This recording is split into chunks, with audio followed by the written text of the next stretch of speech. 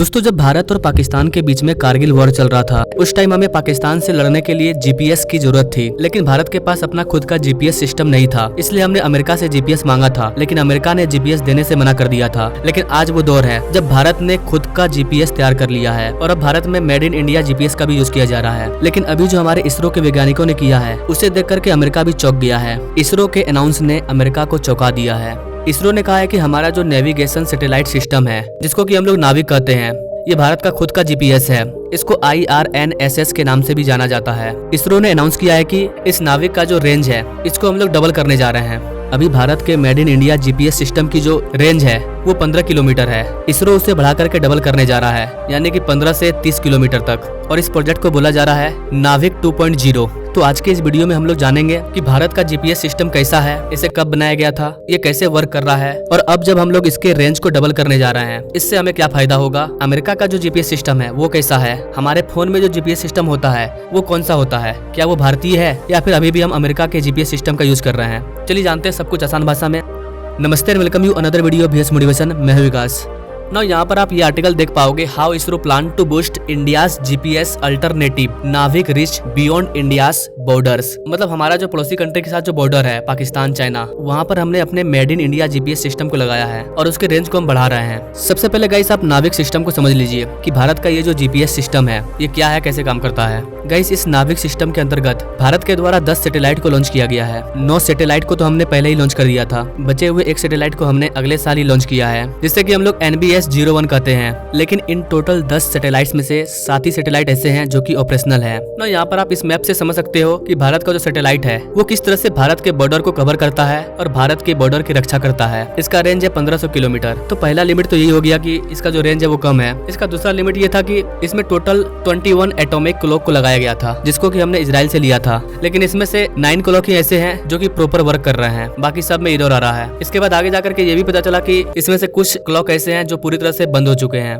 इसी का सोल्यूशन निकालने के लिए हमने एक और सैटेलाइट को लॉन्च किया, जिसका नाम था NBS-01। और ये जो सैटेलाइट था ये काफी हैवी था। इसके अलावा हमने इसके अंदर जो एटॉमिक क्लॉक को यूज किया था वो भी भारत के द्वारा ही डेवलप किया गया है, यानी कि ये भारत का पहला ऐसा सैटेलाइट था जिसमें हमने हर चीज खुद का यूज किया था। और इसी टाइम इसरो सोच रहा था नाविक 2.0 को लॉन्च करने के बारे में, यानी कि पिछले साल ही नाविक 2.0 की स्टार्टिंग हो चुकी है। और हमारे इसरो का भी यही टारगेट है कि इसके रेंज को 1500 से हमें 3000 किलोमीटर करना है बियॉन्ड इंडियाज बॉर्डर। इसका सबसे बड़ा फायदा ये होगा कि हमारा ये जो सैटेलाइट होगा वो भारत के साथ साथ आसपास के जितने भी पड़ोसी कंट्री है सभी को कवर कर लेगा। यानी कि भारत के जीपीएस सिस्टम को आप अफगानिस्तान, ईरान, इजराइल, इधर एशियन कंट्री, मतलब भारत के 300 किलोमीटर के राउंड में जो भी कंट्री है वहाँ पर हमारा जीपीएस सिस्टम लॉन्च हो सकता है और वहाँ से हमारा जीपीएस सिस्टम काम करेगा। अभी जो हमारे फोन में जीपीएस सिस्टम है वो अमेरिका के द्वारा बनाया गया है और अमेरिका ने पूरे वर्ल्ड में सैटेलाइट को लॉन्च करके रखा है, जिसकी वजह से हमारा जो जीपीएस है वो दुनिया में कहीं भी काम करता है। ठीक वैसे ही हम लोगों ने अपना खुद का जीपीएस सिस्टम बना दिया है और आगे आने वाले समय में हम इसे पूरी दुनिया में लॉन्च कर देंगे। यानी कि हमारा सैटेलाइट पूरी दुनिया को कवर करेगा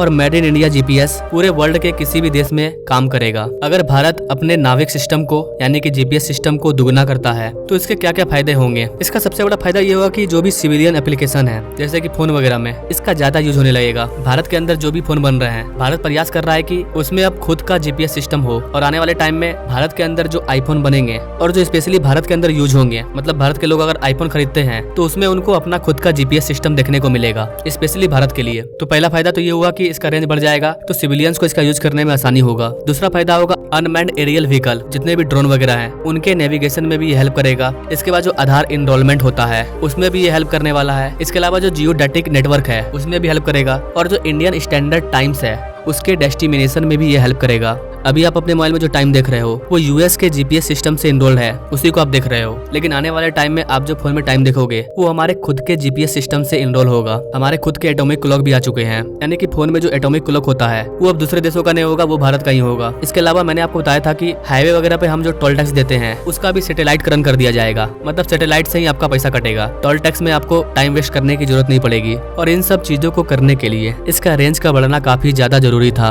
और इसके रेंज को धीरे धीरे बढ़ाया जा रहा है। है। डायरेक्ट हम इसके रेंज को डबल कर रहे हैं। अगर हम लोग नाभिक के रेंज को बढ़ाते हैं तो भारत में आप जो फोन यूज कर रहे हैं एक्साइमो, Poco, Oppo, Vivo, OnePlus, इन सब में आपको made in India GPS system देखने को मिलेगा। तो ये भारत के द्वारा उठाया गया एक बड़ा कदम है। इससे हम आत्मनिर्भर बनेंगे। जहाँ तक मेरी ओपिनियन की बात है तो मुझे लगता है कि हमारा खुद का सब कुछ होना चाहिए। अभी हाल ही में गूगल ने अपने टैक्स को बढ़ा करके 30% कर दिया था। मतलब 100 रुपया में आपको 30 रुपया गूगल को ही देना होगा। ये सब तभी हो रहा है क्योंकि उनको पता है कि भारत हम पर पूरी तरह से डिपेंड है। वही अगर भारत का खुद का गूगल होगा, खुद का जीपीएस सिस्टम होगा तो हमें किसी पर डिपेंड नहीं रहना पड़ेगा और हमारा पैसा भी बचेगा और हम आत्मनिर्भर भी बनेंगे। तो आपको क्या लगता है, आप क्या सोचते हैं इस चीज के बारे में कमेंट करें। Now thanks for watching. मिलते हैं अगले वीडियो में एक नई जानकारी के साथ। तब तक के लिए जय हिंद।